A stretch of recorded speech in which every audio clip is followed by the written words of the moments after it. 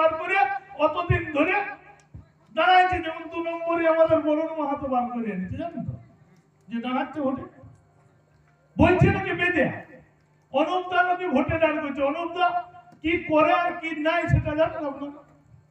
আমাদেরকে যখন আমরা রবীন টুডুর বউকে বীরবাহা সরেন টুডুকে বললাম ভোট দিব না, তখন অনুপদা বলল ঠিক আছে কুনাল হেমব্রমকে ভোট দিতে হবে। আমরা একটা গোপন মিটিং করলাম। মিটিং করে কি বললো অনুপদা? আমাদেরকে বুঝাই নিয়ে গেল যে ও ডেমিয়ে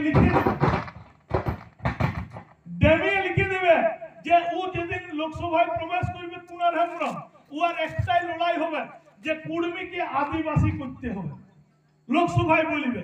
তো 5 বছর লোকসভায় যাই ঘুমাচ্ছে, একদিনও বলে নাই। তাহলে অনুপদার কথা শুনে আমরা ডুবলাম, আমরা ভোট বয়কট করতে পারছি না। তাহলে এখন এই যে বড়